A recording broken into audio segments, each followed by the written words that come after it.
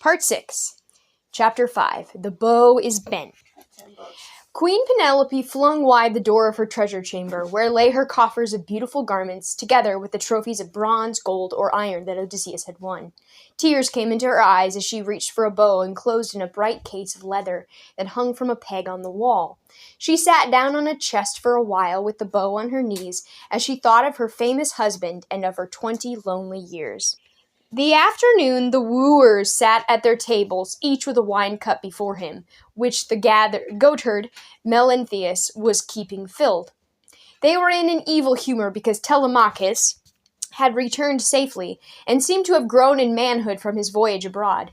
For instance, an old beggar had wandered into the hall, but when they had wished to make him the butt of their jokes, Telemachus had intervened.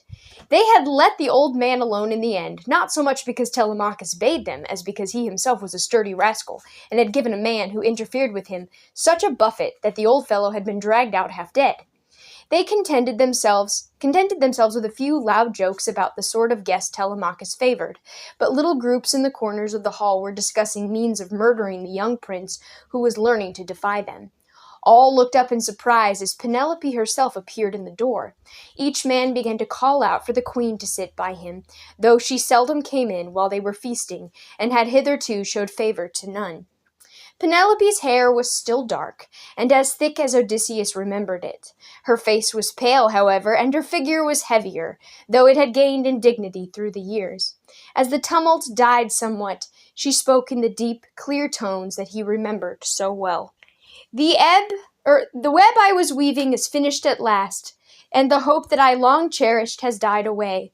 Hear me, then, O my suitors, since it seems to me better to choose one lord from among you than to suffer these outrages daily at the hands of you all. I will marry the man who can string the bow of Odysseus, and shoot one of his arrows through the holes of 12 axes, set in a row. Odysseus himself could perform this feat, and I do not care to wed with a lesser man. She gave the bow to the swineherd, who had come into the hall early that morning, and who by chance stood nearest the door. He and Telemachus together set up the axes, and then stood aside while the first of the wooers got up to try the bow. Leotus was the man's name, a soothsayer, a good man at heart, yet dragged along by the others.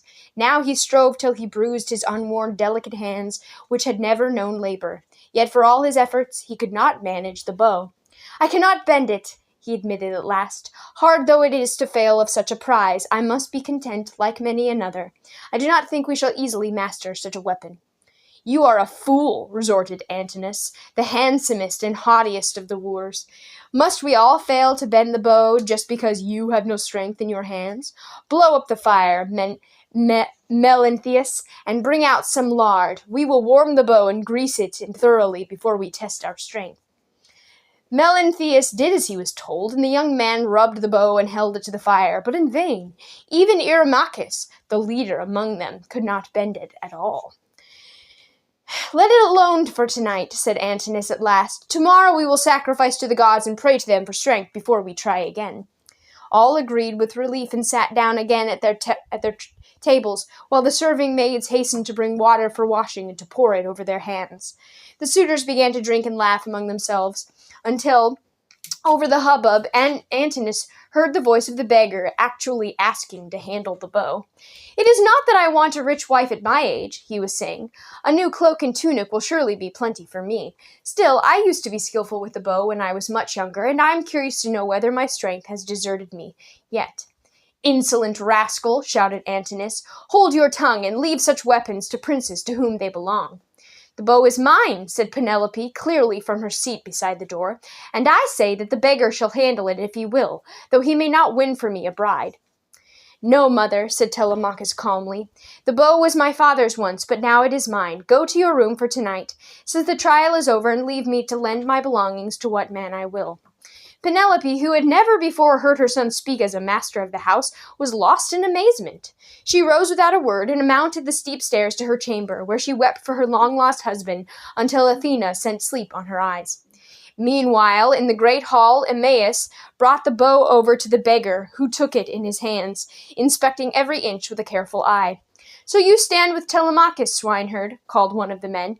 "You will live to regret obeying his orders when the day comes for a better man to rule." Those who sat in the corners laughed grimly, their eyes on Telemachus. Of a sudden, the old beggar, putting forth his strength, bent the bow quickly and easily, slipping the string into its notch, catching up an arrow from beside him, without even rising from his seat. He sent it clear through the holes and in the axes and into the wall. One or two of the wooers started up with a cry, but the beggar man flung aside his tattered cloak and leaped for the threshold.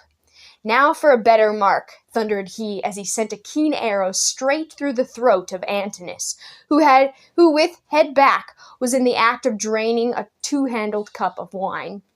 Antinous fell with a crash, dropping his cup and overturning the table before him with his feet. The wooers jumped up, and many turned instinctively to the walls where the weapons of Odysseus's household were usually hung.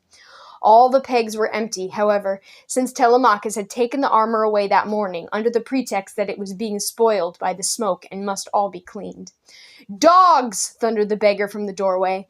"You thought that I should never come home from the land of the Trojans, and that you might safely lay waste my house and force yourselves on my wife against her will. Now I am here, and the day of payment is come." A great hush fell on the wooers as they looked on one another in dismay, none knowing what answer to make.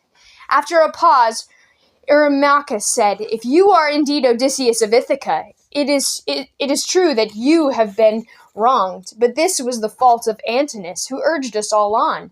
Now that he is dead, we will pay you for what we have wasted, and more, if you please." Odysseus looked at him, frowning terribly, with the great bow ready in his hands. "Eurymachus," said he with menace, "not all you have, and all you hope to gain, would buy your life from me." At him with your swords," cried Eurymachus desperately. "Hold up the tables as shields and rush him before he slays us all." Even as he put a hand to his weapon, an arrow stretched him groaning, while the others started forward in fury or cowered under tables in vain search of escape. Meanwhile, the swineherd and another faithful old servant hastened to close the gate of the courtyard, lest help be brought to the suitors from the town.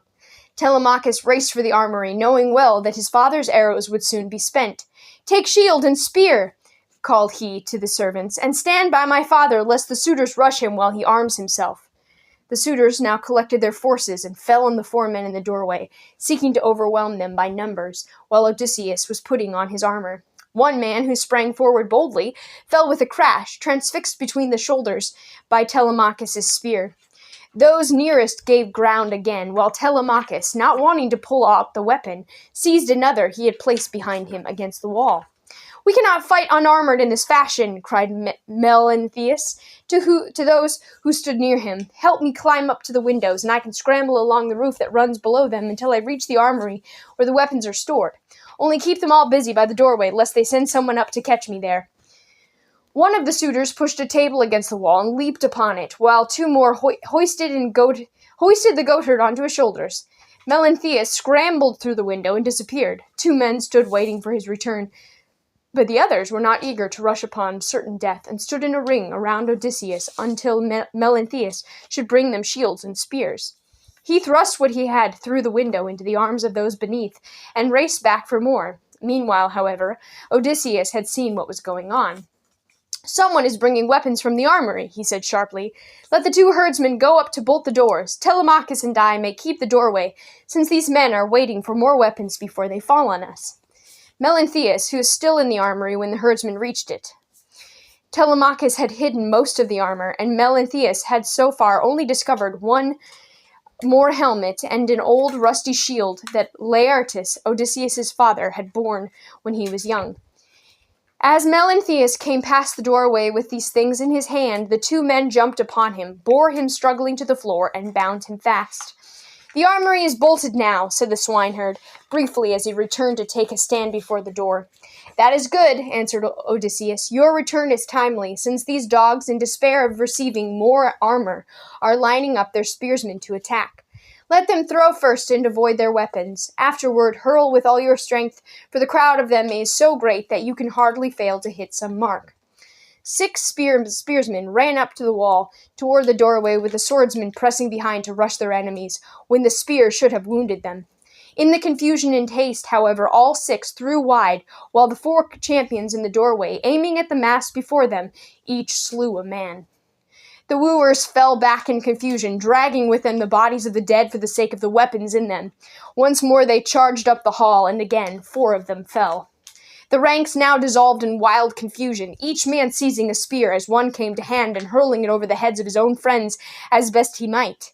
Telemachus and Eumaeus were bleeding slightly, but they still fought like wolves, and Odysseus between them was raging like a lion.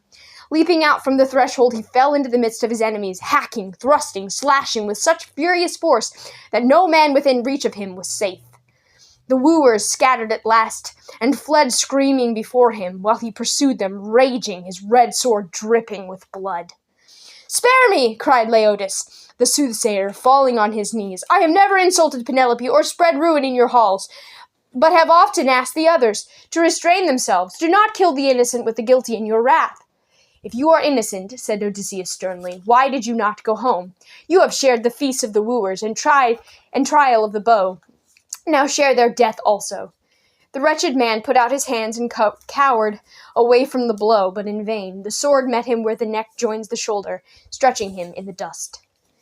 Phemius, the minstrel, put down his lyre by the high seat inlaid with silver where Odysseus had been used to sit. "Have pity on me," he implored, coming forward trembling. "I am no suitor of Penelope, but I have been forced to sing at the feasts of the wooers sorely against my will." "He speaks truth," said Telemachus quickly. "Spare him, and spare the servant Medon, who had charge of me when I was a child." "Where is Medon?" "Here," cried the servant eagerly, scrambling out from under the high seat where he had been hiding with a skin wrapped around him for the better protection. "Here I am. I have done nothing. Let me alone." Odysseus laughed and turned around to view his hall, all splattered with meat and wine, strewn with wrecked tables and the bodies of the dead. "Telemachus," said he, "call servants to help us carry these bodies out and clean the hall." It was very late that night when the old nurse of the household went up into Penelope's chamber and touched her shoulder, saying in a breathless voice, between tears and laughter, "Wake up, dear child. Odysseus is come. Your husband is here, and the suitors who troubled you are slain." Penelope turned her head a little and looked at the nurse, unbelieving. "What an idle tale," she said sleepily. "Do not be foolish, nurse." "It is true," insisted the nurse. "Do you think I could dream the death of your wooers? Come down and see. Odysseus is altered, but I knew him by the scar of a wound on his leg that a boar gave him long ago." "It is some god," said the queen, rising hastily. "Odysseus himself was long ago lost in the ocean, and will never return."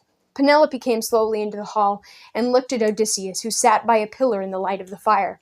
Her heart leaped within her for a moment at the sight of his broad shoulders, but as she looked on his face, she thought, "It is not he." She sat down over against him without a word, noting the curly hair and the deep gray eyes. "He is very like Odysseus," she said to herself, "yet this is not my husband, but some god. Such majesty and wisdom belong only to one who has seen all things on a wide earth." "Strange lady," said the man by the fire in deep tones that she remembered well, "have you no word of welcome for the husband for whom you have waited so long?" "It cannot be he," thought Penelope, twisting her hands in her lap. "Nurse," she called out loud, "my husband is home and weary. Bring out the marriage bed from our chamber and lay blankets and skins thereon." "How can that be?" asked Odysseus, smiling, "when I built our bridal chamber and the marriage bed that lies within? I took the stem of a living tree still rooted in earth and made it into a bedpost.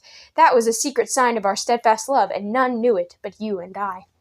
Penelope ran across the floor to Odysseus and took his head in her arms, weeping for joy. "Forgive me that I did not know you," said she, "but I have always feared lest some impostor should pass himself upon me in your place. I spoke of the bed to prove you, because by myself I dare not be sure. Men change in 20 years.